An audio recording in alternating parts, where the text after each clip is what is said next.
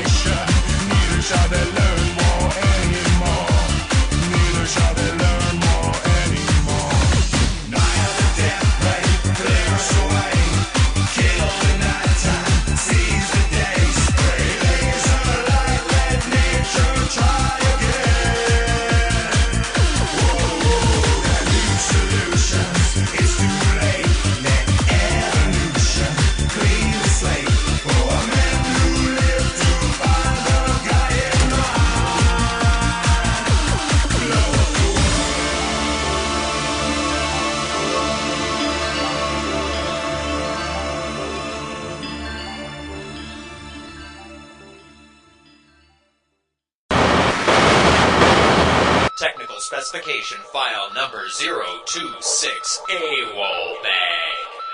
The AWOL bag is comprised of 2 separate units which combine together for the ease of transport. There's your mock bag and the AWOL bag itself. The mock bag will be covered in a different segment. This is the Mobile Operations Command Center. That's what MOC stands for. Up here, the AWOL bag. AWOL bag comes from the term absent without leave, AWOL. This is what you grab when you got to get out right now. Also called a bug out bag is another common term for it. In this segment, we'll be covering the uses and deployments of how to pack an AWOL bag. The AWOL bag itself is the key component part that holds everything together. The actual AWOL bag is a combination of just smaller packages. Just as a person is a combination of arms and legs and whatnot, an AWOL bag is component parts put together. The first component part you have to decide upon is what kind of bag you wish to use. Now, after a lot of deliberation, and I mean a lot of searching, I wound up choosing this particular bag. Now, this bag here was from the Royal Marines. It is a rucksack. I believe it's called a clamshell ruck. And this particular bag is the same bag that the SAS used while doing urban operations. If you want to try to find this bag at an Army surplus store, I picked up this bag from Dave's for 150 bucks. The strengths of this bag is that it is compressive. It's designed to be used in airports. You could walk around. No one really looks at you oddly because you've obviously just got this little civilian bag here. It's just a regular little satchel. No problems whatsoever. I'm quite sure I could breeze through any airport of my choice. However, once you deploy to your zone, you're able to then turn this bag into the AWOL bag itself. The bag has transforming capabilities in that this side here flips up and can be rolled up as such. The straps are then tied off on the bag as such. This is important that you want to keep all your backpack straps in, especially if you're doing international travel, because airport baggage conveyor belts eat backpacks as a major staple in their diet. As a matter of fact, they have to destroy over 3,000 backpacks every year in order to keep the airport open. So make sure your backpack is not one of them. This is how it comes stock. This is the issue way they come. If you were going to modify this bag, I would definitely recommend putting in buckles here so you could quick release. But other than that, the design of this is pretty solid as well. If you're so inclined, you could, muscle out this this waist strap they put on it here and give it some attachments here, like for PALS webbing or what have you. But it's a very, very, very good system. So you can either wear it as a backpack like this, and again, it's quite small here. I mean, just worn like this, you could use this as a day pack. You could use this as a patrol bag just as such, or what have you. It's a great bag for that. But for the AWOL bag, you're going to be carrying a lot of gear. Now, the name of the game is compression, because compression eliminates unwanted space and gets your package smaller. Okay, you've got to get everything nice and small.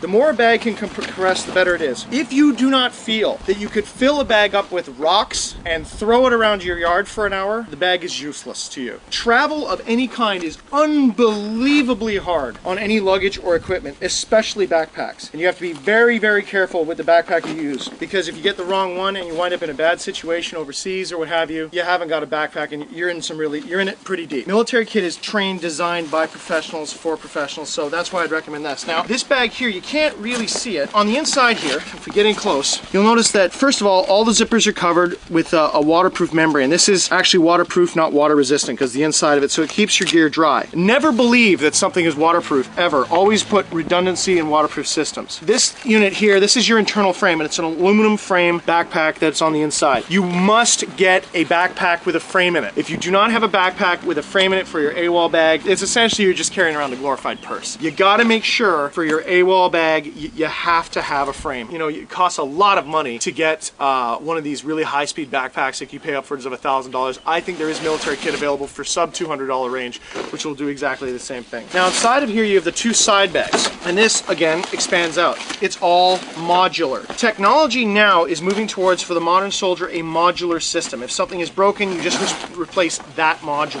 So the advantage of having a modular backpack is that if you're carrying little gear, you can still take your complete backpack with you wherever you go, and as you pick up more equipment, if you're on patrol, out and about, doing some shopping, buying groceries, whatever, you can simply expand your backpack and there won't be a problem. Once the side pouches are on the bag, you can either carry it as a duffel bag, the straps all fold up, or you can wear it like a pack. Now in your AWOL bag, the first thing that you're going to need is a full, complete change of clothes. No matter what happens, an AWOL bag is there in case everything's gone sideways and you need to be able to move. So you need at least one change of clothes at a minimum. Your change of clothes should consist of a shirt, t-shirt to be worn as an undershirt, a set of underwear, your dress shirt, and a set of functional pants. They should all be civilian in nature. There is no Canadian Airborne Regiment, so this is obviously a civilian shirt. Here we have blue Under Armour. I mean, what soldier's gonna wear blue underwear? You have a obviously very civilian Hawaiian shirt here, and of course the Canadian military has gone away from these combat pants, so these are now civilian pants, and as well blue socks. Who in the world would ever suspect such an individual? Now the way you wrap all this together, of course, is you take, especially with the Canadian combat pants, which is why these are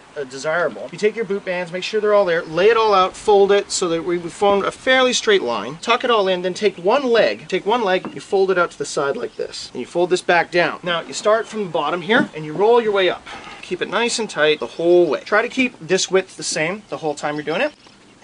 Once here, you take the pant leg and you reach inside as such, and that goes over top, and this gets pulled down over the entire garment. Now, the reason for doing this is it decreases size, it's compression, and if this should get wet, you're only going to be getting the bottom pant leg wet before it soaks through all the other layers. So even if this was immersed underwater for a few moments, if you were to drag it back, it would dry out much more quickly when you put the clothing on. Once together, the drawstring in the bottom cinches up, and you have a complete change of clothes ready to go. You're going to be needing your survival gear. Survival gear should be kept in a container. This is your micro devices. These are things like fish hooks, sewing kit, that kind of thing. I'm using an ammo can for my survival kit because I'm planning to be out there for a while, so you have to make sure you have a container that's waterproof and airtight. We'll be covering the actual contents of the survival kit at a later date. Also in here, you got to get up every morning, so when you want to get up every morning, you got to keep your hygiene up. Hygiene in the field is unbelievably important. If you become dirty in the field, it promotes disease. This is why short hair is great, because short hair is very hygienic. It's very easy to clean. So you must have an ablution kit. This is just a shaving kit case where you keep your soap, all that kind of jazz, where you shaving materials, all that. It all fits in one case. We'll be going that over at a later time, if there's a call for it. I have here a towel, which anyone who's ever read Hitchhiker's Guide to the Galaxy will tell you that any AWOL bag should have a towel in it, absolutely. This is a disgusting civilian towel, which is some sad shade of green. I put 2 Canadian Forces boot bands around it to try to make myself feel better, but alas, I cannot actually find an issue towel. I'm sorry. Moving along, we have the Ranger blanket. Now, the Ranger blanket is not actually called a Ranger blanket. It's actually a poncho liner for an American poncho. Of course, you use the Canadian Forces boot bands on it to keep it closed. But this blanket is so incredibly lightweight and so incredibly warm that in a lot of certain situations, you can just use this as an emergency blanket to shield yourself from the cold, what have you. If you're with someone or you possibly have refugees or whatever that you're trying to look after, this will keep people alive. I have personally, having only this blanket over very minimal clothing and it's as extreme of temperature as up to -15 to -20, and I found that this blanket has been more than adequate. If you use this in construction with a Gore-Tex bivy bag, you can almost go to -50. It's pretty amazing, provided you don't have wind. This is an amazing piece of gear that is surprisingly inexpensive. You can pick this up at almost any American Forces military base. It'll run you about $40. The only thing that you do have to do with it is it is a little hard because it is so lightweight to roll up. The proper way to fold any large item is as follows. Take the outsides, move to the middle, always. always. Outsides, move to the middle. Is this small enough? No. Outsides, move to the middle. Outsides, move to the middle. We can create a little bit of overlap because this is such a lightweight material. That's about the right size. You fold one end in, as such. You start from the opposing end and roll up. It's helpful if you have a friend who can stand on the other end. In lieu of that, you can just roll really, really tight and keep most of the tension here. If you have a barracks box with you, you can clamp your end of your Ranger blanket in your barrack box, and you can actually get this surprisingly tight. If you have enough boot bands, there are people who actually have played football with a Ranger blanket for improvised sport munition. Once holding it as such, it's easiest I find, plant it here, take your boot band, throw it around, and do it up. There, that'll hold it, keep the tension on, spin it around, whip yourself in the legs really hard, and then do it up, and you've got a contained unit here. The Ranger blanket, when put together with the boot bands around it, is unbelievably light, and weight is always your enemy. Back over here, we've got our towel, our Ranger blanket, our change of clothes, our survival case. We have our abolition kit. Now we're going to get to our more sensitive electronics. You're going to need some communications gear of some type. Now this is just your standard, no-name brand. This is your standard, gigahertz radio. You can pick this up anywhere. It's important to have because a lot of people are using these now. A lot of WOGs have started taking these radios out and about with them just to see if they can randomly jump onto another band and communicate with them. This is why radio procedure is so important as well. If you don't have a walkie-talkie, you must have some method of comms, be it GPS sat phone, or you want to have your cell phone, or you want to have a ham radio with you, you want to have something that gives you long-distance communications. You must have comms, okay? And especially if you're part of a group of WOGs, you must all have the same comms and have preset radio procedures so you can communicate with each other in case of a major event. You want to have also a secondary set. This is not the set that goes with your essentials bag. This is a secondary set completely independent of your eyewear. If you happen to be so genetically dysfunctional as I am, where you have to wear glasses, you want to make sure you got as many extra pairs of glasses running around as possible. To receive world broadcasts in case things have gone surprisingly sideways, and to make sure you're even on the same planet if you suspect you may have fallen through a dimensional rift, this is a small shortwave radio. This one here happens to be made by Grundig. I picked it up for about 40 bucks at my local big brand, big box, sort of multinational, core political, slave wage electronic store would have something like this. You want to have a set of Bear Guard or bear spray, capsium spray. This spray is to handle any wildlife, with 2 or 4 legs that happens to give you problems. This here is an extra timepiece. Now this particular one is very, very handy because this is an old Casio Pathfinder which has a built-in compass. You should have a manual compass in your bag. You should have a manual compass, but if you don't have a good manual compass, you got to push with the cock you got. Make sure that you get yourself a compass of some type in your bag. You want to also keep an extra wallet. In this wallet, you want to keep $1,000 cash, and it should either be in American funds, and as well, if you have the money, it's always good to have small gold coins. That's what a lot of special operations do when in foreign countries. You should have your travel documents, any essential ID you'd have. If you happen to have ID with a collection of names on it, have that ID in there too. This is your paperwork in one location, ready to go at 20 minutes. Beneath this, we have a laundry bag. It's just a net mesh bag, but you'll see how that's used when we actually pack the whole thing together. Down here, this is your webbing. Your webbing is kept in your AWOL bag because you cannot really wear this kind of equipment in regular everyday civilian use. People get really too excited. This particular model is a rip-off of some South African webbing, which is for load-bearing in the desert and whatnot. This is nothing more than a collection of pouches. We'll go over how to configure this at a later time, but it's important that you have either a vest or some webbing or something that fits on you that you can put a lot of equipment to carry with you. Remember, wherever you depart from with your AWOL bag, you may not be returning to ever again. So it's very important that you take only the most essential equipment with you. This has the ability to gather more equipment and bear it with you on your body. So this is why you want to have some webbing. I chose some South African webbing. That may not be what you go with. There's lots of different ideas. Do a lot of research before you decide on webbing. There is no golden rule of webbing that is the best. That's a myth. To try to make a general issue load-bearing system is ridiculous. Down here, we have something that every WOG should have with them and readily and easily accessible. This is a first aid kit. I've taken a Canadian Forces C9 pouch and put the essential first aid gear in there. You can customize your first aid kit to how you see fit, but keep it small and light. Don't be walking around with a trauma kit on you because you don't have the time. You got enough to look after yourself. That's about it. One WOG, one kit. A garbage bag. I would probably carry 2 or 3 of these, but it's important you at least have one ready to go garbage bag, and I'll show you why when we begin packing. Now in here I've got a laptop. Now you want to get yourself an old laptop. Laptops have come down in price so far now. You should be able to pick up an old P2 266 laptop for probably a couple $100. There's nothing wrong with that unit. No, you're not going to be playing any games on it. If you need to make sure you keep your documents, settings, anything like that that you want to keep a hold of for communications when you set up your mobile operations center, you want to make sure you keep that with you. So the best thing to do is to keep the most recent data backup. Inside here, you want to have the most recent data backup you have on either DVD or CD, however you can compress it down. There's all kinds of ways to make a complete system backup for the one in your house. Chances are, if you're going AWOL and you've got to get out now, make sure you destroy all of your data before you leave. It's your data. Don't leave data lying around. Don't be a data litter bug. If you leave your house and you're not going back there, somebody else is going to move into that house. They don't want to bother having to format their computer. You want to make sure that you erase all the data on their computer. That's just being, don't be a buddy fucker. Really. He's going to be getting a nice house, nice computer. It may as well be clean and ready for him to use. So just keep your data ready to go. As well, on the front here, you want to make sure you keep all your various laptop accoutrements. You want to have your Wi-Fi set up. You want to keep all of your, anything you need, your extra CDs, whatever. They all fit inside of this particular pouch here. I've attached a really, really pathetic Canadian Forces butt pack to this particular laptop bag, and it gets the job done. To go with your complete set of clothing, you want to make sure you get yourself a pair of footwear. You'll notice these are not boots. These are some cheap, no-name brand, like $20 special, made in some sweatshop in some foreign country by a kid who has to piss in a bucket.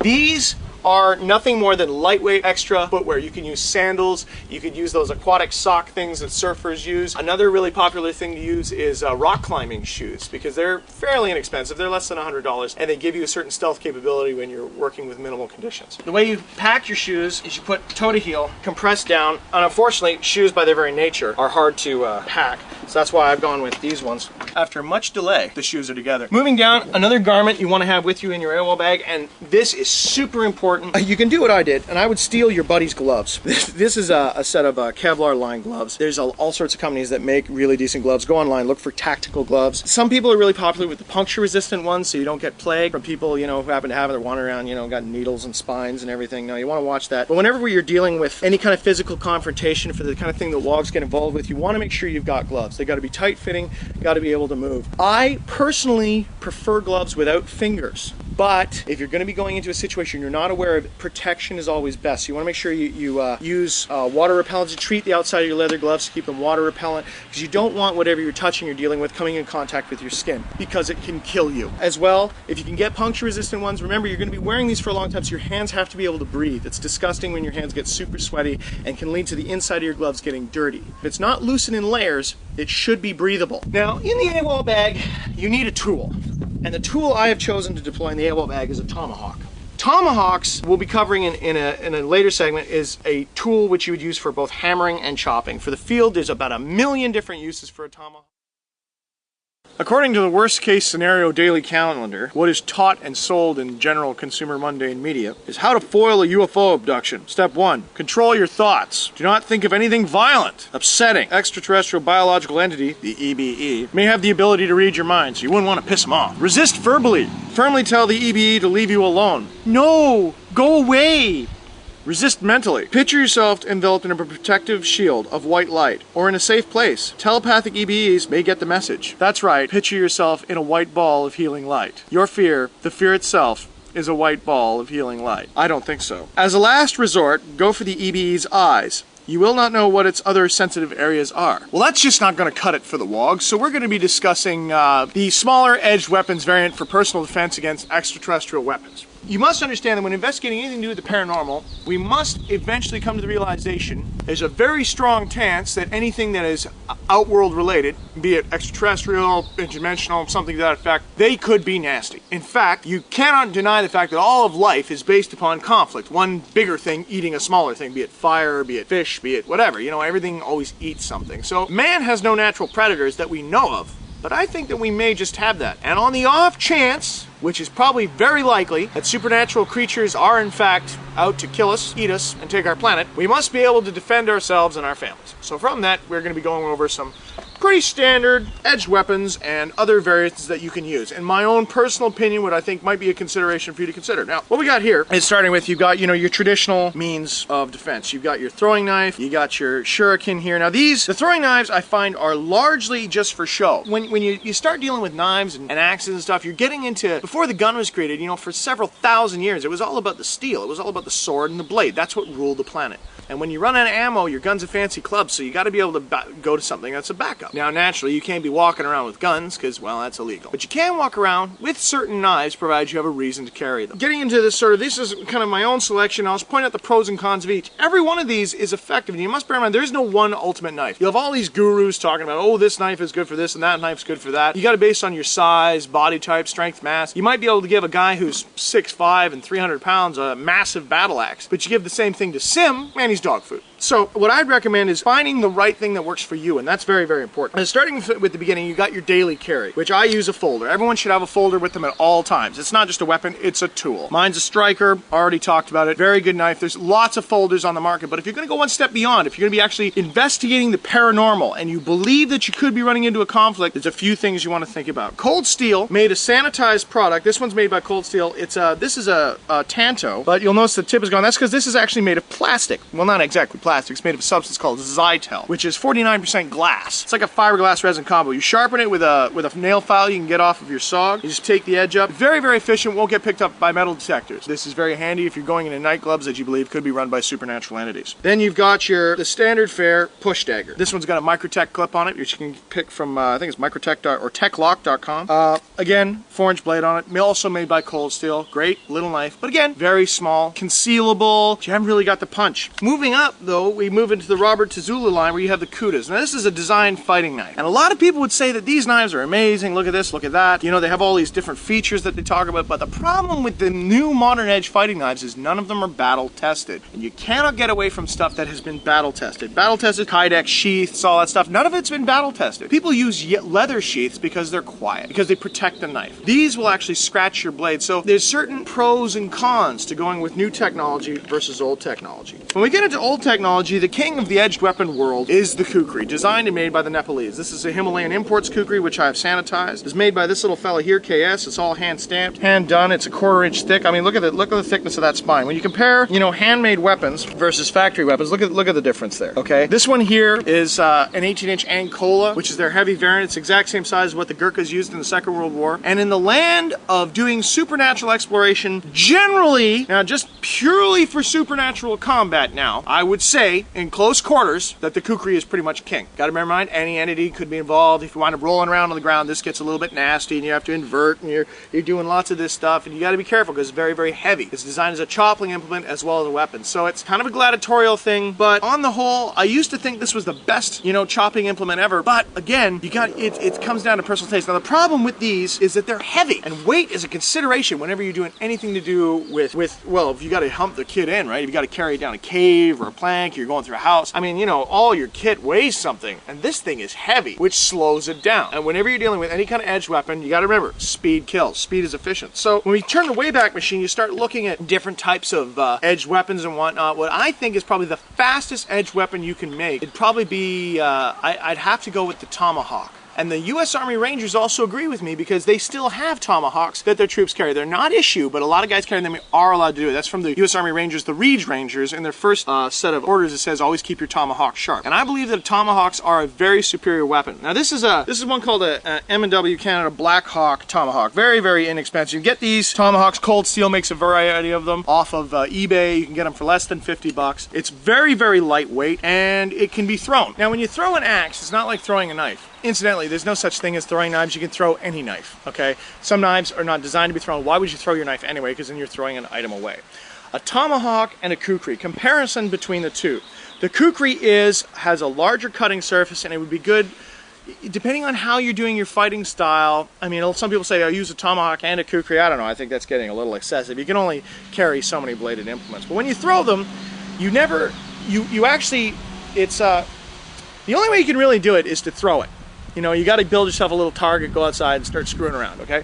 When you huck it, you want to bring it over top as such, and you let it go here so that when you release it, you become aware of how it spins and moves forwards.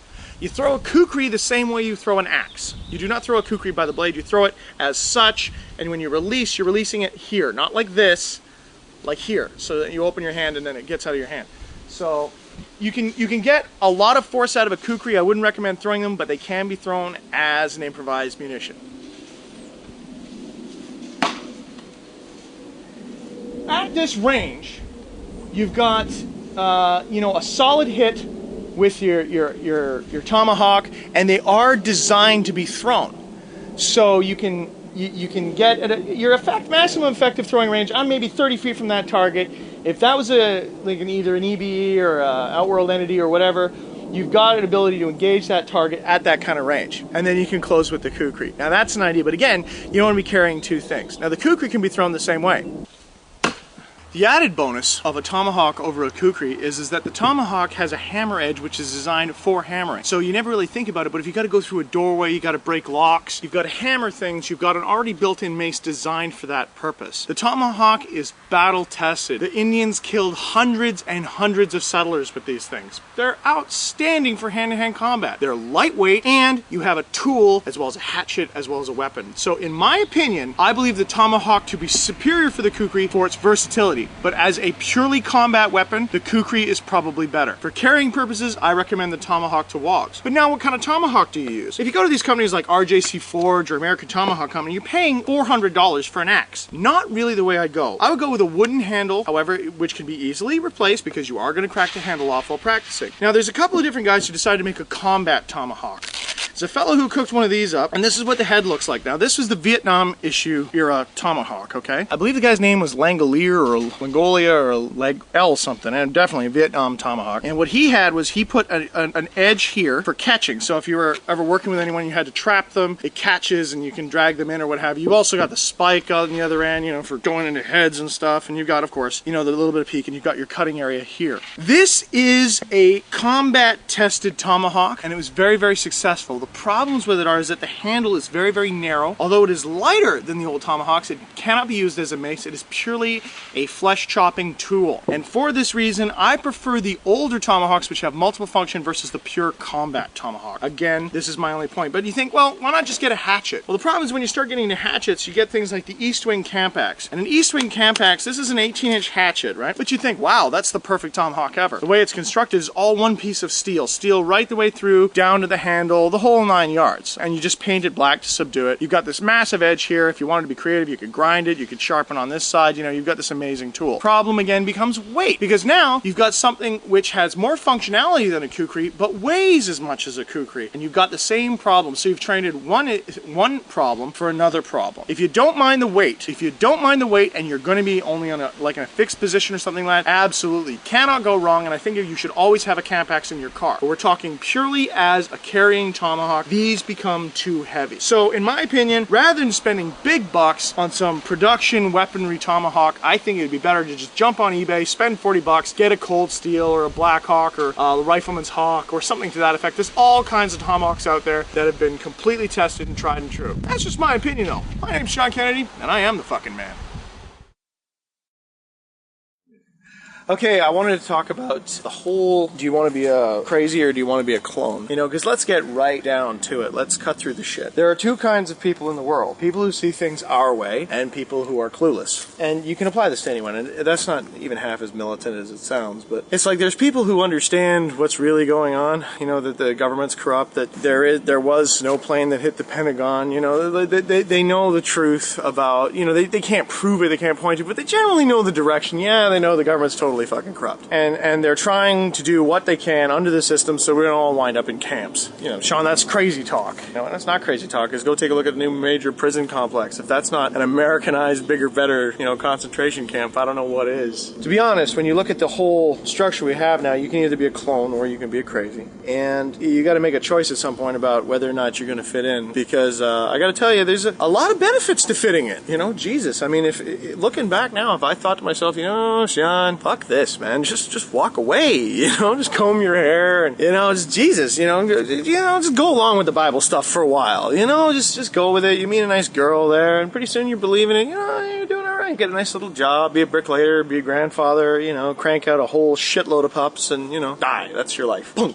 And then, you know, you think about that and you go, that's pretty preferable, because every day when you're, you know, labeled a nut or you try to be an individual or autistic, it's a trial. Every day, you know, you get up and, you know, you got a fresh set of new issues because you don't fit in and people are afraid of you and maybe they're interested in you or they want something from you. Or it's bizarre. And God help you if you get a little bit of notoriety too, because then you get people who, you know, follow you around and stuff and think that you're cool, you know, and they want pictures taken with you and stuff, which is all right, you know. I mean, I wouldn't mind at all. I mean, I'd like to have my picture with Christopher Lee. That'd be Chris. If you ever get a chance to watch this, baby, I'll do anything you want. Would you work with us? But no, seriously, like, there's all kinds of people who I respect who are entertainers, and I'd have my photo taken with them. But it's like people make you into an icon, and then pretty quick you're believing your own bullshit too. Pretty quick, I'm sitting there thinking, you know, I really am the fucking man. You know, look at me, I'm the shit, right? But the reality of it is it's all, you know, just kind of a myth. It's not real. And to a lot of you who see that, they'll be like, whoa, what do you mean? Maybe not a lot of you, maybe I'm being generous, maybe a few of you might feel that way. But everything is like that, you know? Marilyn Manson's just a guy. And if you met him, you'd be like,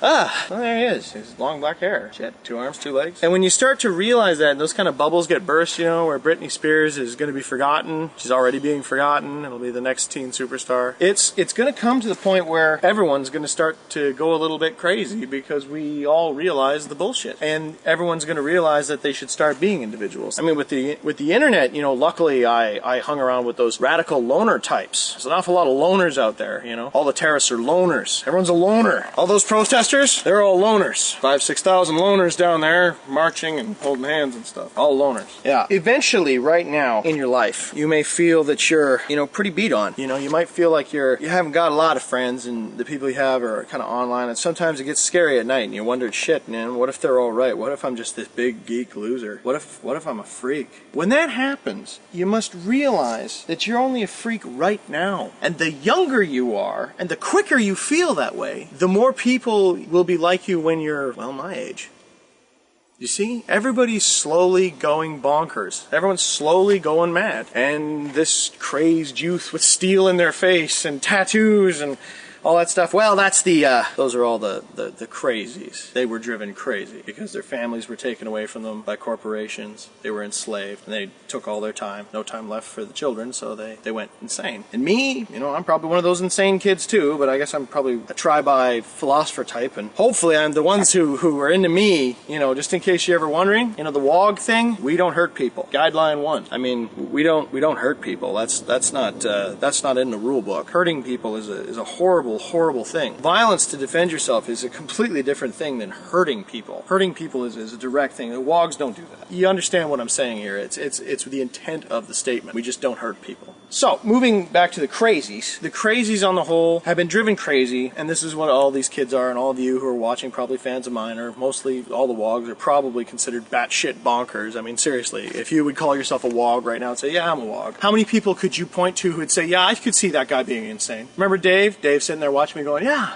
I could be a WOG. You walk around his neighborhood. Do you think Dave might be nuts? Well, yeah, probably. Yeah, he spends a lot of time on the computer, you know. You know, that's the kind of shit you get. So gradually, you know, take heart, you know. If you're feeling bad because you're feeling like you might actually be loony. Now, everybody's going loony, man. It's not just you. That's why, you know, people weblog. You know, it's very, very apparent. So, coming back right the way around there to the clones or the crazies, it's better probably to be an individual because the clones aren't really a culture. They're fake. They're produced things. The Britney Spears, the Brady Bunch, you know, 90210, all that shit. It's all absolutely fake. It never existed. The Cosby Show. He's a comedian. Never existed. None of it's real. We're the reality. This is where the metal meets the meat. This is where it ends. I decide whether or not I'm going to murder this cow and eat it, bathe in its blood. I will decide whether or not I will graze upon the foliage. I decide. Me. Further to that, I decide what I can and cannot put into my body, what I can and cannot put into my mind. But for some reason, we deny ourselves that basic right, that basic fundamental right. We always feel drawn to the television. And these attackers, you know, these assassins, these, you know, merchants of destruction who are slowly strangling everything it is to be human. You know, they're closing in on us. So nature, in its natural wonder, has decided to bring about something like me somewhere down the pipe and all the WOGs. And we're sort of the bit of a kickback for that. So once again, clone are crazy. Everybody is crazy. Some of them don't know it. The people who are in denial of the fact that they're absolutely loony